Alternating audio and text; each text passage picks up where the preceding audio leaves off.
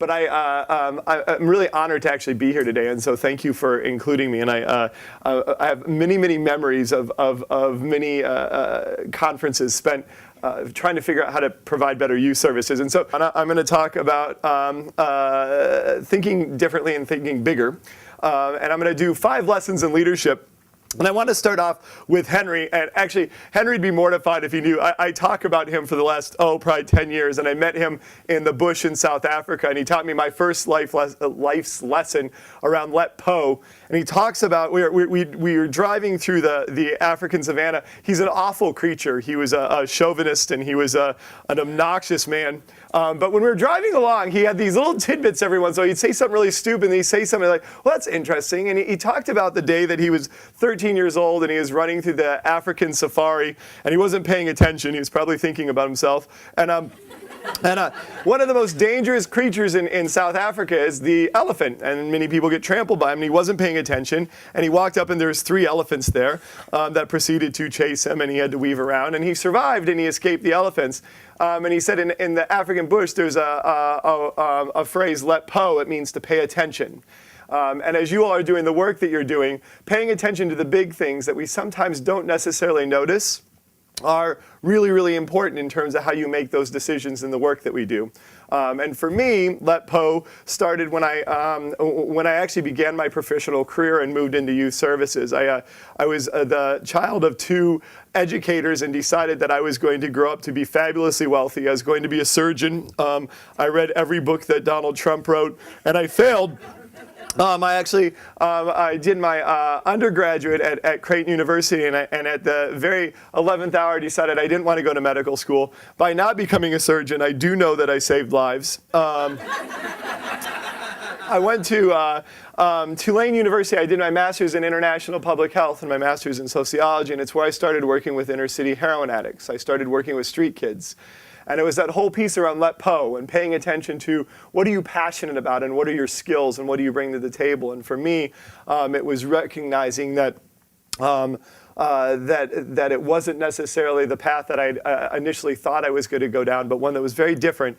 And the work that I did in New Orleans not only took me to working with homeless and runaway youth down there, but it also took me in my first experience to Africa, which I'll talk about a little bit later. Secondly, leave the door open just a crack.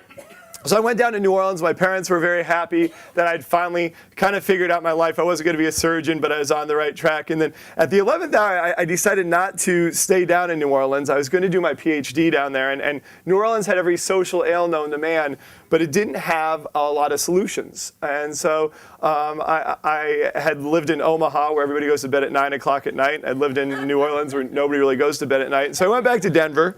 And I stumbled on a place called Urban Peak, which ended up is one of the reasons that I'm actually here today. I worked at Urban Peak for about 7 years, and I learned to leave the door open just a crack in the work that we're doing. Actually, I've built this in because I get to tell travel stories when I give this talk. This is my very dear friend. I'm surprised that we're actually still friends. I was flying from Denver to Mali. I took her on her first African adventure, and the flight was taking too long.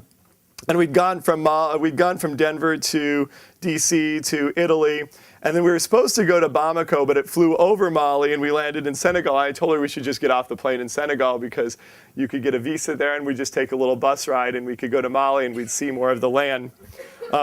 It was a 36-hour bus ride. Through the African safari. She was really mad after about 18 hours. I was on this bus right here, and it was built in the 1970s. And all the people were getting in the bus, I was like, that's cool, they're putting all their prayer mats up when we were getting on the bus. And we got to the border at midnight. We were both we were dying. It was really hot. And it was interesting. I was like, oh Lord, those aren't prayer mats. What they were is mats for people to sleep out in the parking lot when the bus stopped for the night. And so she slept outside. I actually went and watched the sunset And actually, one of the bus people was so worried about me, they followed me out to the desert to make sure I didn't miss the bus. But we left the door open just a crack, and that guy who followed me out was the guy who sneered at me the entire bus ride. And I thought he was the person who was going to kill me. And we make all those stereotypes that this is the end. And we left the door open just a crack because that guy ended up being the one who was paying attention and wanted to make sure that I was okay. And sometimes we miss those things, and we miss those opportunities to take a journey that we didn't expect to take. If it's the work that we're doing in youth services, or if it's through the sub-Saharan desert, that we leave that door open just a crack. And when I left that door open just a crack, I ended up at Urban Peak, where over the course of about 7 years, we learned how to engage homeless and runaway youth. We started at an agency that was 6 people and a budget of about $250,000. And when we left, and 7 years later, we had built about 100 units of youth housing that we'd figured out how to take street-based HIV testing to the streets, that we'd figured out how to surround homeless and runaway youth with mental health, substance abuse services to connect them with what they need to move off of the streets. That leaving that door open just a crack and coming together and thinking differently and thinking bigger about the work you do makes a really big difference in not just your own life, but the lives of the people that you're serving. And then I'm going to go to my next life lesson. That things aren't always as they seem. I'm going to tell you another story. I'm going to tell you 5, so this is your third one. Things aren't always as they seem. There are 16 of us in this. We're going from Thailand to Cambodia. I was 22 years old, so I wasn't very smart, but I was smart enough to know that when you're doing this, what you do is when you're in a sketchy situation, we're crossing the border. It was just after the Khmer Rouge had kind of left Cambodia. It was supposed to be safe, but they said to be careful. And so what you do when you get in a situation like this is you look at the person who's the most seasoned traveler, and you decide, I will not panic or will not worry until he does. The guy, you can't really see him. He's the guy with the dreadlocks in the back. He smelled like patchouli. He'd been in India for 6 months, and he's like, oh my God, he was smoking cigarettes. I was like, that dude knows how to travel. I'm not going to worry until he does. We took off, and about 10 minutes into it, the monsoon started to come down. The roads started to wash out. We had to bribe kids with machine guns. And then all of a sudden, the first person to break down and start crying and said, oh my God, we're going to die, was the dude with the dreadlocks. And the lesson on that is that things are not always as they seem. And after 7 years of being at Urban Peak, I went over to Denver's Road Home. And our mayor, the mayor at the time, John Hickenlooper, who's now our governor, a man who talks the talk, but he also walks the walk, had decided that we were going to figure out what it would take to end homelessness. And what we learned along the way were that things were not always as they seem. And what we learned are things that you all know. That crazy, stinky homeless guy who sits on the side of the corner with a sign and a bottle is probably a homeless veteran who doesn't have access to the services that they need to be able to become sober. That homelessness and the image of homelessness, and when you talk to people about the beard and the old guy sitting on the corner, that's only about 40% of our homeless. That we don't necessarily think about the 60% of the homeless who are women and children and families sleeping in the back seats of cars. That things aren't always as they seem. As we started to dig deeper into homelessness, we realized that it costs us actually more money to leave that guy out on the street corner than it did for us to take him inside. That it costs us about $40,000 to leave a homeless guy out on the streets. It costs us about $12,000 to $15,000 to provide him with services and to bring him inside. And so we started educating a community around the fact that if you really want to think bigger and think differently, then you really need to dig in and understand that things aren't always as they seem. And when a community starts to understand that, and that when you start retelling the story about the people you serve, if it's homeless youth, or if it's homeless adults, or if it's veterans, or if it's women and children, or if it's seniors, that there's another story that's always there to be told. And we miss that sometimes. And so how do you retell that? And let pay attention as you're doing the work that you're doing. So now I'm going to go to lesson 4. You guys are like, lesson 4 is to get outside your comfort zone. Along the way, and along my journey, again, leaving that door open just a crack, there's a couple of things that happen along the way.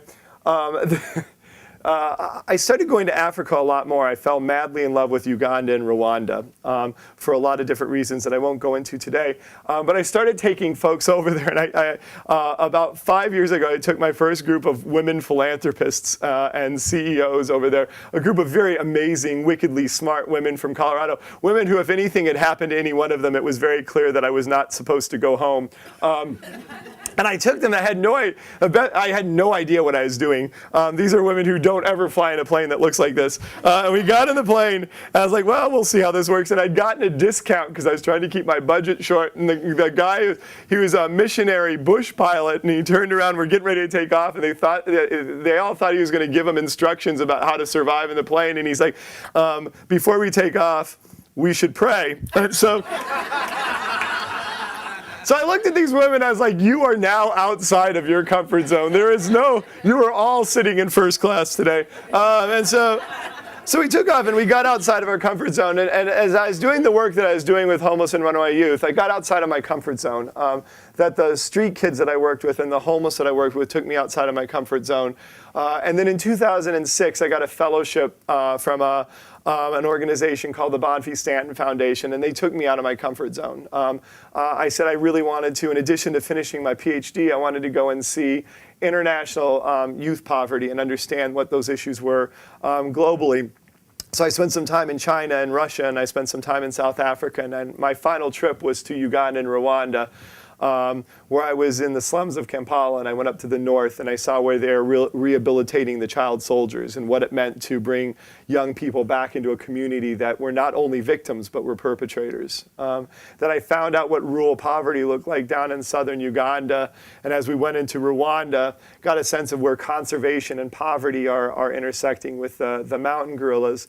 And also saw what it looks like when you genocide a third of your population and how you rebuild your community. And I learned a lot, and I said, I want to do something here. I remember talking to the woman who was running a grassroots organization. I said, I've been working on youth poverty issues for a long time. I want to help. And she said, please don't do anything here. She's like, Africa is filled with NGOs who have just kind of shown up, and we ship books, and we build schools, we build medical clinics, and we never really get to know the communities. That if you really want to get outside your comfort zone, the hardest thing for us to do, especially in Western culture, is for us to not act, but to listen and think first. That we want to fix things, and it's a good thing that we want to fix things, but we tend to gravitate to the action before we listen and we think. And so the Global Livingston Institute became an organization that said, the whole cliche of don't just sit there, do something.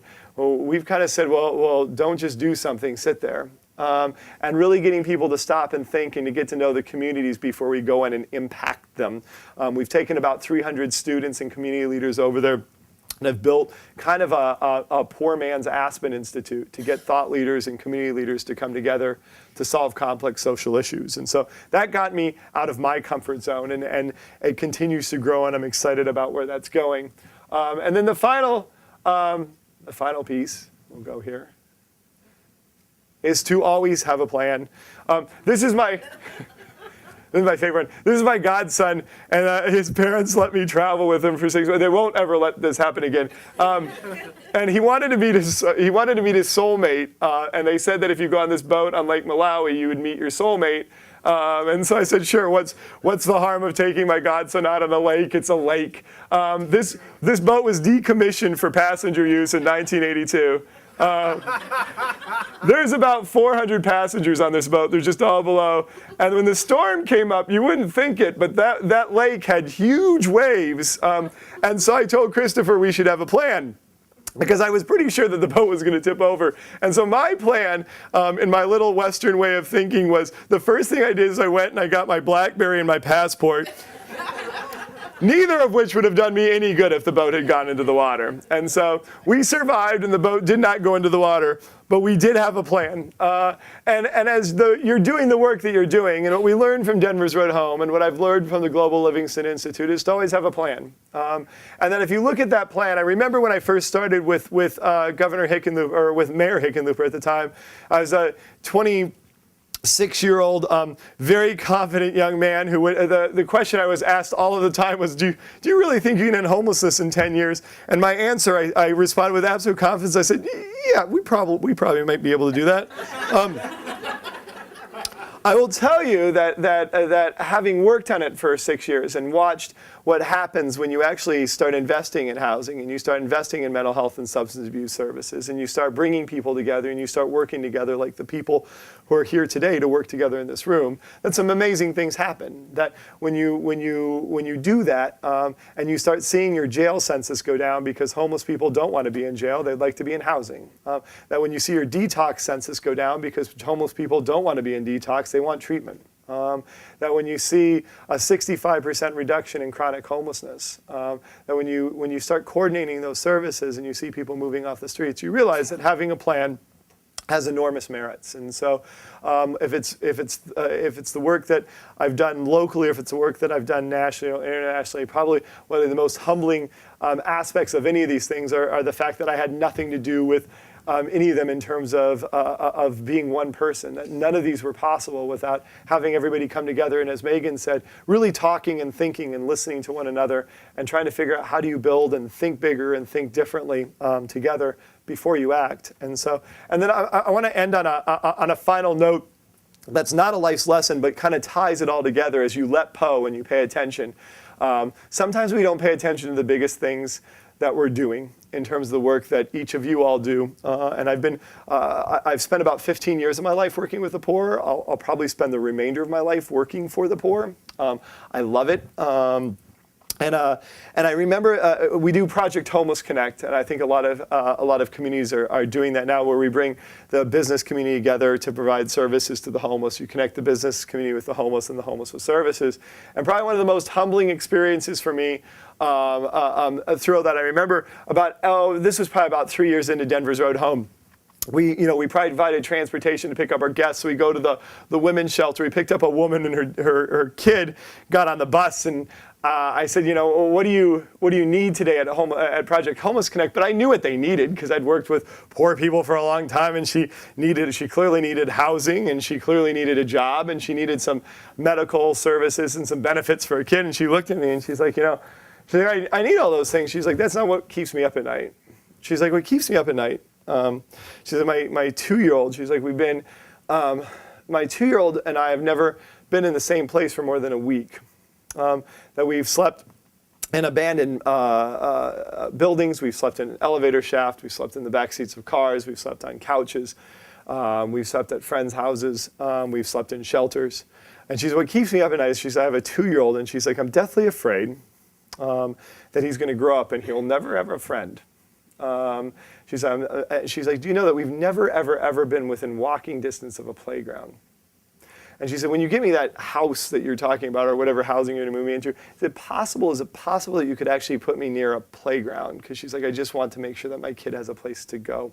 And in our 10-year plan and in all the things that we had done to be really smart about homelessness, we didn't put anything in there about how far you should be from a playground.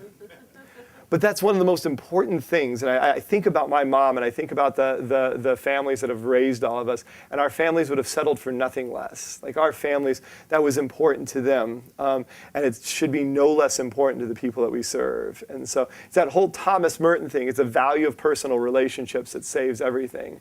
That as we go through and we figure out all the measurables and all the things that we need to accomplish and all the big tasks, and as we think big, as we think differently, not to forget the faces of the people that we serve. Because it's the most important thing that we do, to let po and to pay attention to the work we're doing, because sometimes we miss those really big things that are right in front of us. And so on behalf of the Mile High City, I am very, very honored to be here today and so appreciate your inviting me to have this conversation. So thank you very much.